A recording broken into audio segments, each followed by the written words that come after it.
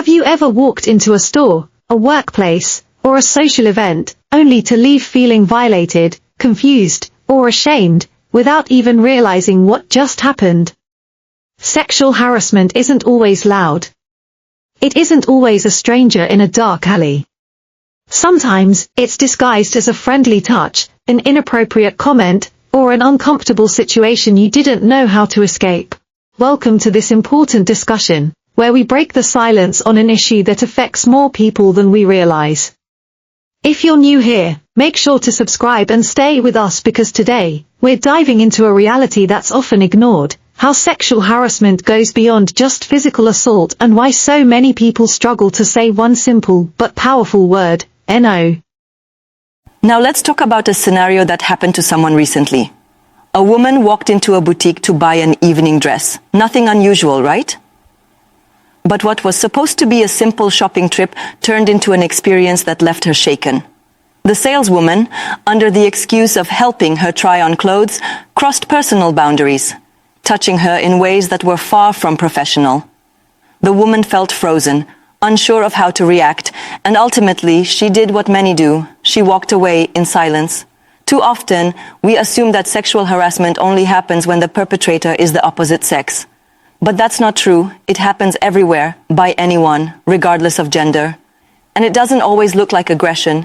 It can be subtle, manipulative, or disguised as just a joke, or just being friendly. So, what exactly is sexual harassment?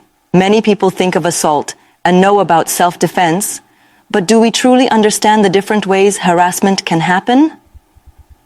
There's a major difference between sexual violence, harassment, coercion, and assault, each leaving lasting damage and each requiring a different response. One of the biggest problems? The fear of saying no. Why is it so difficult for many of us to stand up for ourselves in these situations? Imagine this. You're at a social gathering. People are chatting, drinking, and then suddenly someone makes an inappropriate comment, maybe about body parts, maybe about personal matters.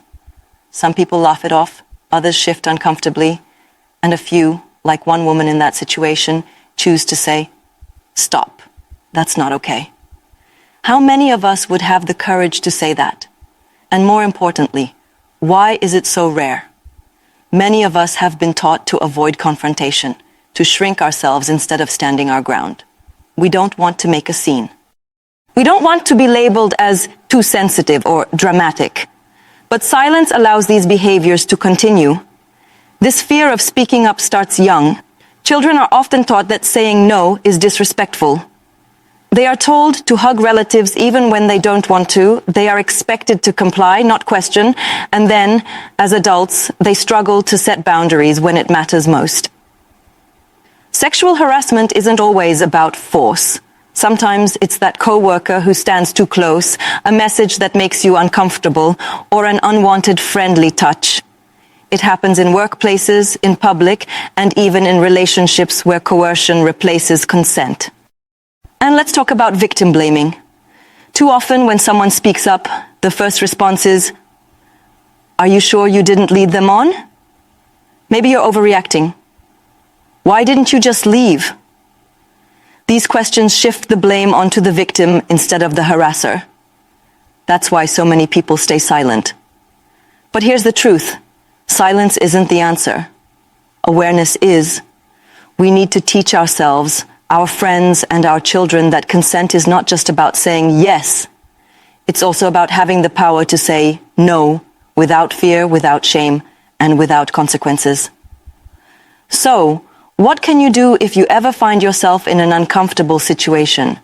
Walk away when necessary, but also know that walking away shouldn't be the only option. Call out inappropriate behavior when it happens. Set firm boundaries. Your discomfort is valid. Educate yourself and others, because a safer society starts with awareness.